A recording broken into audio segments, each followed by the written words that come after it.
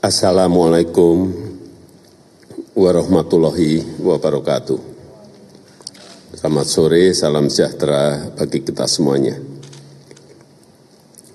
Bapak, Ibu, dan saudara-saudara sebangsa dan setanah air, komitmen pemerintah terhadap pemberantasan korupsi tidak pernah surut. Upaya pencegahan juga terus dilakukan dengan membangun sistem pemerintahan dan pelayanan publik yang transparan dan akuntabel.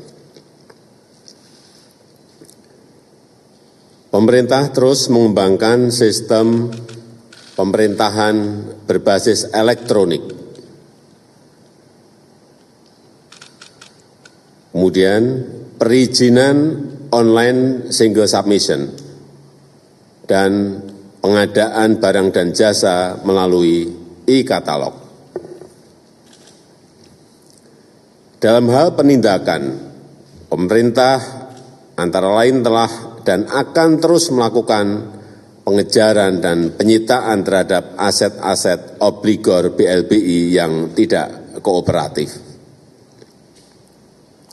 Aparat penegak hukum telah melakukan penindakan tegas terhadap sejumlah kasus mega korupsi seperti kasus Asabri dan Jiwasraya. Hal serupa juga akan dilakukan untuk kasus-kasus yang lainnya. Untuk itu, saya ingatkan kembali kepada aparat penegak hukum untuk memproses tindakan pidana tanpa pandang bulu dan tanpa tebang pilih. Pemerintah tidak akan campur tangan terhadap penegakan hukum, dan aparat penegak hukum harus profesional dan sesuai dengan hukum yang berlaku. Pemerintah mengikuti secara cermat beberapa survei sebagai bahan masukan untuk perbaikan, antara lain Indeks Demokrasi Indonesia, Indeks Persepsi Korupsi, Indeks Negara Hukum, Global Competitiveness Index, dan lain-lainnya. Dan Indeks Persepsi Korupsi yang diterbitkan beberapa hari yang lalu menjadi masukan bagi pemerintah dan juga bagi aparat penegak hukum untuk memperbaiki diri. Untuk itu, saya mengingatkan kembali kepada seluruh jajaran pemerintahan di pusat dan di daerah untuk terus memperbaiki sistem administrasi pemerintahan dan sistem pelayanan publik yang mengedepankan transparansi dan akuntabilitas. Saya juga ingatkan kembali kepada jajaran aparat penegak hukum untuk menegakkan hukum yang seadil-adilnya tanpa pandang bulu dan tidak tebang pilih. Saya mendorong agar RUU tentang perampasan aset dalam tindak pidana dapat segera diundangkan, dan RUU pembatasan transaksi uang kartal segera dimulai pembahasannya. Dalam konteks hubungan antar negara, keketuaan Indonesia dalam G20 telah menyepakati bahwa agenda prioritas dalam pemberantasan korupsi akan terus dilakukan. Dan sebagai ketua ASEAN, Indonesia akan menguatkan komitmen pemberantasan korupsi dan penegakan hukum di kawasan. Saya tegaskan kembali, saya tidak akan pernah memberikan toleransi sedikitpun kepada pelaku tindak pidana korupsi. Saya rasa itu yang ingin saya sampaikan. Terima kasih. Wassalamualaikum warahmatullahi wabarakatuh.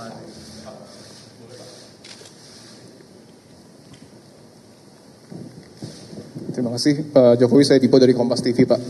Yang disinggung terkait dengan indeks persepsi korupsi itu kan yang menyumbang penurunan poin terbesar adalah karena kasus korupsi yang dilakukan sebutlah oleh politisi. Kita tahu, koreksi kalau saya salah, ada 5 buronan KPK, 2 diantaranya politisi. Satu, ya kita udah tahu bersama, Harun Masiku dan juga Riki Hampegawak. Bapak melihat celah apa yang membuat begitu sulit 2 nama ini dari politisi untuk ditangkap? Kalau tadi kan arahannya sudah jelas bahwa tidak tebang pilih dan juga tidak pandang bulu, semua ditangkap. Bapak melihat celahnya di mana? Karena yang nama pertama yang saya sebut kurang lebih sudah 3 tahun jadi buron dan sampai dan saat ini belum ditangkap. Terima kasih. Ya, itu sangat teknis. Saya kira nanti biar KPK yang menjawab. Bahwa ada yang belum ketemu setahun tapi baru 6 bulan ketemu kan juga ada. Tapi ada juga yang memang belum ketemu. Ya kalau memang barangnya ada, ya pasti ditemukan dong. Tapi KPK biar menjawab untuk itu. Langsung aja.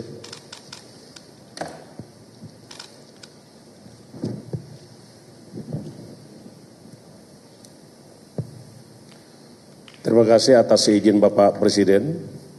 Kami akan mencoba untuk memberi tanggapan terkait dengan beberapa perkara yang ditangani oleh KPK. KPK sampai hari ini tidak pernah surut, tidak pernah lelah untuk melakukan pemberantasan korupsi. Berbagai upaya yang dilakukan oleh KPK mulai dari strategi pendidikan masyarakat supaya orang sadar dan tidak ingin melakukan korupsi. Kedua, melakukan upaya pencegahan dengan cara perbaikan sistem supaya tidak terjadi dan tidak ada kesempatan melakukan korupsi. Yang ketiga, melakukan strategi penindakan yang profesional dalam rangka pengembalian kerugian negara atau aset recovery. Dan tahun 2022 kita sudah berhasil mengembalikan aset recovery sebanyak 575 miliar, lebih dari target 104 miliar yang ditetapkan oleh RPJMN kita. Terkait dengan beberapa perkara yang tersangkanya masih dalam tahap pencarian, kami informasikan kepada seluruh masyarakat, seluruh anak bangsa, sesungguhnya ada 21 orang yang masuk dalam daftar pencarian orang. Dari 21 orang tersebut, kita sudah mampu melakukan penangkapan sebanyak 17 orang. Sehingga sekarang masih ada 4 orang lagi. Teranyar yang sudah kita lakukan penangkapan adalah IA yang kita tangkap di Aceh dan sekarang sedang menjalani proses hukum. Sementara 4 orang lagi antara lain HM, RHP, PT, dan KK. Ini sedang kita lakukan pengejaran dan mungkin rekan-rekan sungguh mengikuti pemberitaan.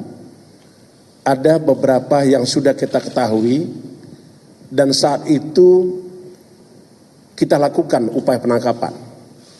Tetapi sekali lagi saya sampaikan bahwa penangkapan terhadap seorang itu harus berdasarkan hukum dan ternyata pada saat dilakukan upaya penangkapan yang bersangkutan atas namanya sudah berubah.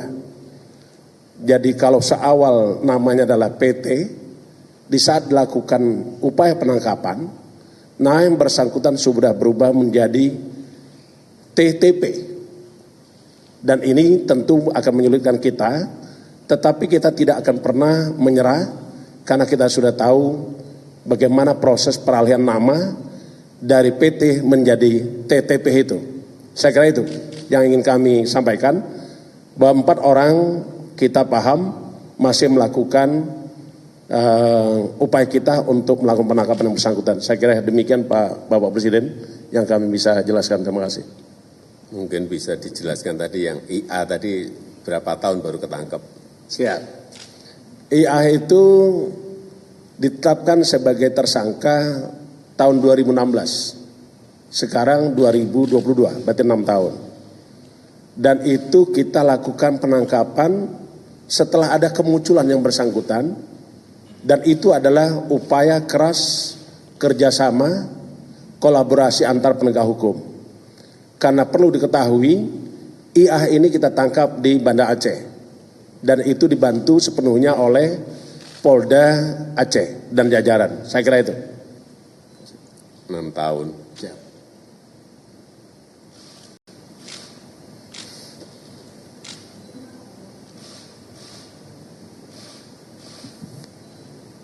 Izin Pak, Tika dari CNN Indonesia. Pak, mungkin sedikit pandangan dari Bapak, dari pemerintah terhadap hasil indeks persepsi korupsi ini mempengaruhi iklim investasi di tanah air, Pak, seperti apa? Terima kasih. Ya, ini akan sudah kita rapatkan 2 kali, akan menjadi koreksi dari pemerintah untuk memperbaikinya, bahwa itu akan mempengaruhi investasi di Indonesia. Saya kira tidak, karena investor itu yang dihitung kan untungnya gede atau enggak gede, IRR-nya berapa, biasanya seperti itu. Tapi bahwa itu sedikit mempengaruhi, ya.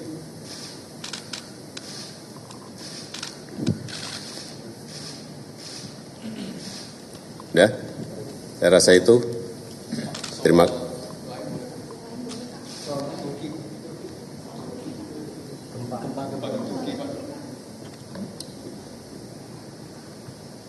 Apa? Pak, mungkin ada misi kemanusiaan dari pemerintah, Pak. Misi kemanusiaan ke Turki, Pak. Apakah... Iya, ini sedang disiapkan bantuannya oleh Menteri Luar Negeri, Kemenhan, dan juga oleh Kementerian Sosial. Baru disiapkan dan segera akan dikirim secepatnya. Ini tadi pagi masih mencari pesawat. Izin Pak, izin soal KKP di Papua yang menyandera pilot Susi Air dan soal perkembangan Susi Air juga Pak, mungkin Pak Presiden ada tanggapan dan Pak Mahfud juga ada penjelasan Pak. Ini biar Kapolri yang menjawab. Silakan. Terima kasih. Terkait dengan perkembangan dari pilot dan penumpang yang diamankan oleh KKB, saat ini memang sedang dalam pencarian. Kami tim gabungan dari operasi Damai Karten saat ini sedang melakukan operasi pencarian. Untuk hasilnya nanti akan kita informasikan.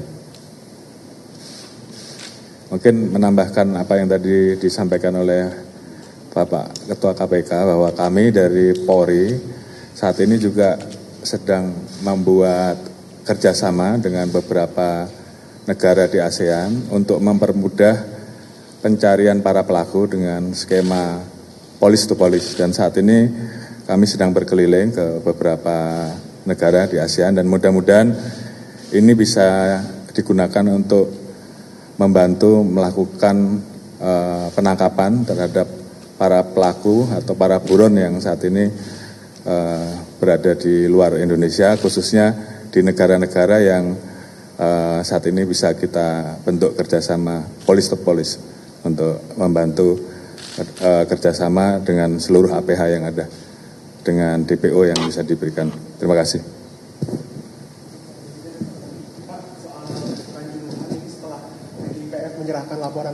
Soal Kanjuruhan, Pak, ini setelah TGPF menyerahkan laporan ke Bapak, ini belum ada pernyataan lagi dari Bapak dan perkembangan kasusnya juga belum ada tersangka baru dari mastermind dari kasus ini, Pak. Bagaimana tanggapan Bapak? Saya jawab di lain waktu. Terima kasih.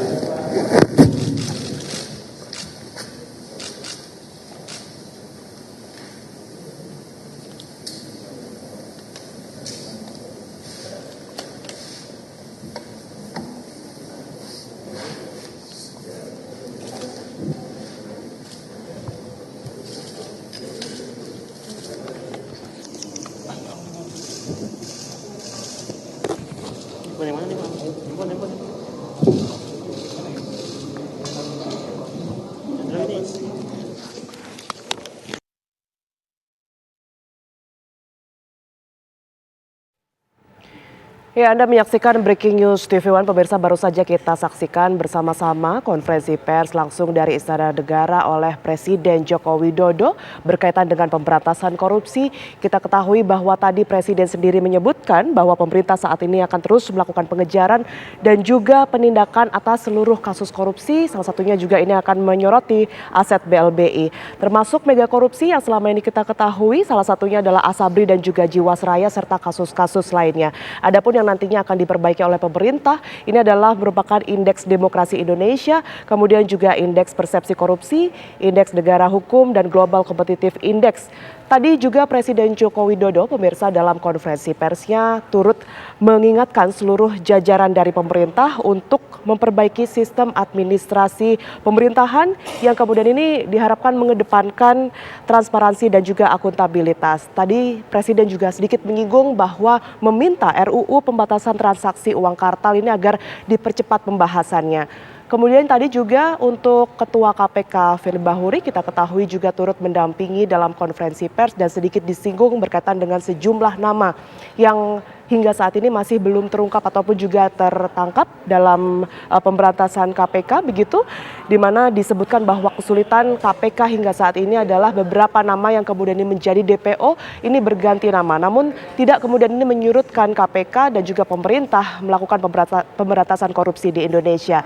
Dan Breaking News TV One kami akhiri di sini pemirsa. Terima kasih, saya Tiara, harap sampai jumpa.